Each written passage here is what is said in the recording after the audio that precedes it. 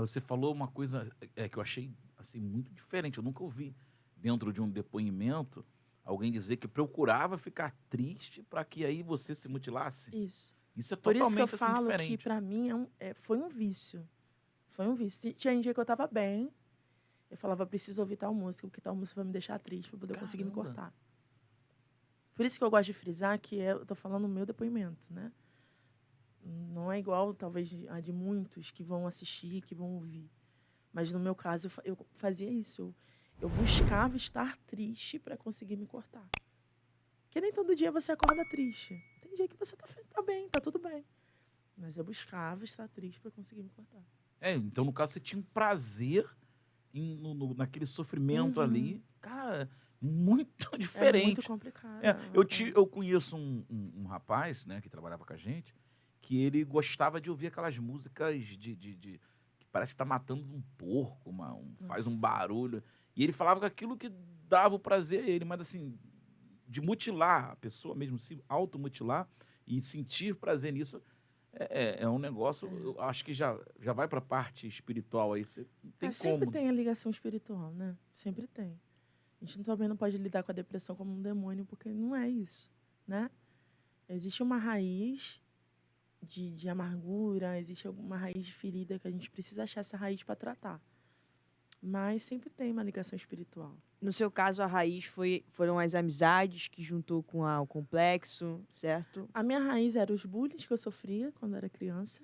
Houveram bullying também. Porque ser gorda é complicado, né? Infelizmente. Se você não está dentro de um padrão estético que a sociedade acha legal, você é, de alguma maneira, apontado. No meu caso, é porque eu era gorda. Mas eu acho que se eu tivesse um nariz avantajado, alguém poderia também apontar. Se eu tivesse um cabelo estranho pela sociedade, ia apontar. Infelizmente, a sociedade é muito de apontamento, né? E isso não é de agora. Anos atrás. Então, foi o bullying junto com as feridas que as pessoas me causaram. Né? Por eu ajudar tanto e acho que querer a reciprocidade. Então, essa foi minha raiz. E até eu entender que para eu ser curada eu precisava tratar dessa raiz foi o processo mais difícil. Que eu achava que só eu aceitar Jesus eu ia ser curada. Não é isso. De analisar, voltar para o passado. Eu pensava que só orar ia adiantar.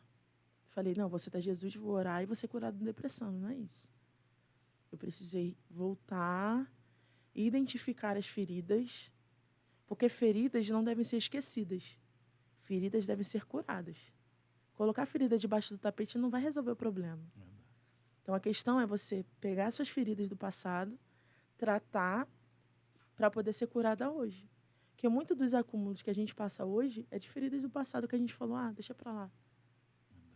E eu acho que isso que é o difícil, né? Você voltar numa ferida, eu acho que é aí que deve doer mais.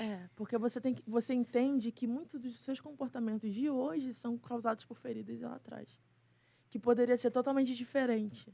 A sua vida poderia ser totalmente diferente.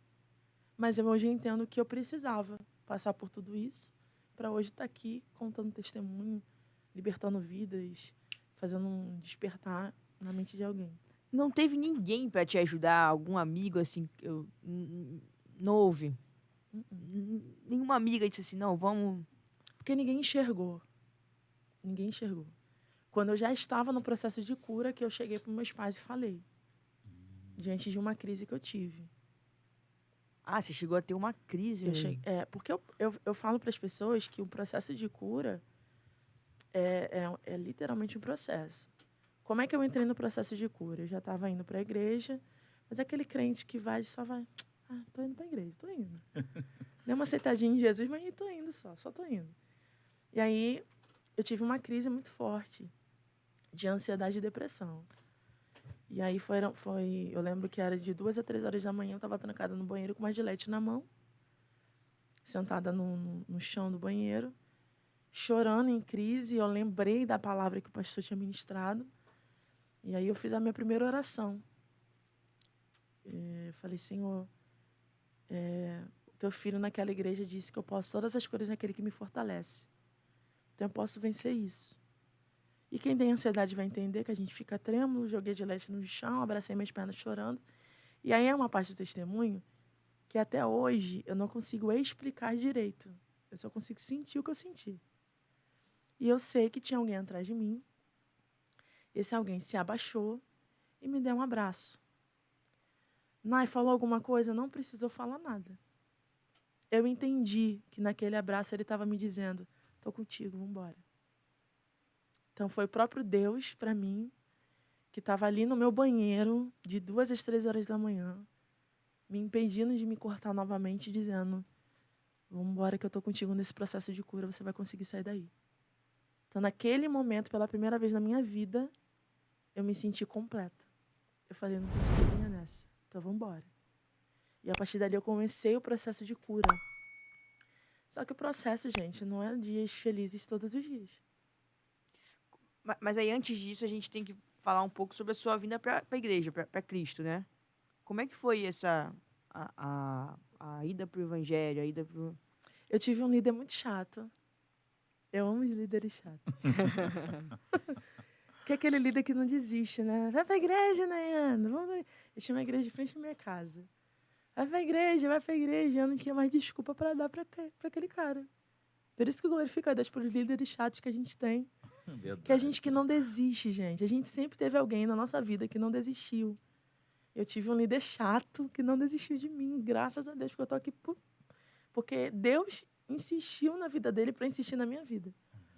E aí eu fui para a igreja porque eu falei, não tenho desculpa para dar, eu tenho que ir para a igreja. Fui, mas fui igual um demônio. Nessa igreja, não podia entrar de calça, eu fui de calça.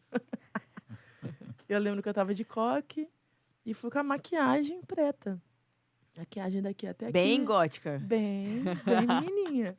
Batom preto. E fui com bastão assim, que eu tinha medo de furar, então eu botava no meu próprio furo o bastão. Só Jesus. E aí eu fui para a igreja, sentei no último banco e falei, quero ver esse Deus que os crentes falam, né? Eu era católica. Falei, esses crentes falam que Deus fala, né? Quero ver esse Deus que fala. Abusada eu, né? Fui lá, sentei. Deus não falou nada, gente. Não usou uma profeta para falar comigo nem nada. Quando eu estava encerrando o culto, o pastor falou, vou cantar mais um hino. Eu falei, ô Jesus, vambora. Eu já querendo ir para casa. Só que eu não tinha desculpa para dar, porque era só atravessar a calçada. É isso que eu falo agora, né? Falei, vou falar o quê? Tô indo embora, que é muito Tô atrasado, vou pegar um ônibus. Falei, vou ter que ficar, né? Que coisa chata. Aí ele começou a cantar. Eu não vou cantar aqui não, gente. Poxa, eu peguei o violão aqui, calma aí. Você poderia... você canta, amiga. Canta. Então canta aí. Não. É aquela... Canta e toca muito bem. É aquela do quero que valorize o que você tem. Aí até aí a gente tá de boa, querendo sair dali. Quando ele chega na parte do chega de ficar sofrendo angústia e dor nesse seu complexo inferior, dizendo às vezes que não é ninguém. Eu comecei a chorar, que eu falei, quem foi o X9 que contou pro pastor a minha vida? Que até então ninguém sabia de nada. Aí eu comecei a prestar atenção. Aí ele é abusado, que pastor é abusado, né? Ele largou a guitarra, pegou o microfone do pedestal, virou para mim, apontou e falou assim, você tem valor, o Espírito Santo se move em você. Gente. Eu comecei a chorar e eu virei um demônio, que a maquiagem daqui foi parar aqui. Porque nitidamente eu vi o Senhor dizendo, as pessoas não te valorizam, você não se valoriza, mas eu ainda vejo valor em você. Então caiu a ficha, tipo, cara, eu tô lutando para morrer, tô todos os dias querendo a morte, e Deus está dizendo para mim, sua vida tem valor, você é importante para mim, você ainda tem utilidade para mim. Então ali foi o choque de ordem, eu falei, preciso de Jesus. Então nesse encontro eu comecei a caminhar, aí veio a etapa do banheiro, que para mim foi o contato que Jesus teve comigo. A gente precisa ter esse contato com Jesus, porque só o contato com Ele muda o quadro. Então tive essa experiência com Jesus e foi onde eu comecei a caminhada. Mas você aceitou Jesus aquele dia, depois dessa música? Não, que eu fui abusada. Fui em outro culto e aceitei Jesus. Tá. E aí entre... Se veja difícil. Eu tô aqui, mas eu... Mas essa crise do banheiro e a parte que você aceita Jesus teve um período longo, não? Foi... Período de dias. Foi dias. Então, moveu rápido. É porque o que acontece? eu me cortava todos os dias. Quando eu aceitei Jesus, eu falei, eu preciso parar. Tentei, mas não consegui. Aí me deu a crise de madrugada, porque é um horário que quem tem depressão entende muito bem o que eu estou falando. É um Era horário que recorrente as esse horário? crises, de madrugada, é porque eu sou muito da madrugada. Eu gosto de ficar pensando na madrugada. Eu gosto de escrever de madrugada. Então, eram os horários de ataque. Era de madrugada. E aí, foi nesse dia de madrugada que eu recebi esse ataque, né? E tive essa crise, e aí fui fazer o que estava de costume de fazer.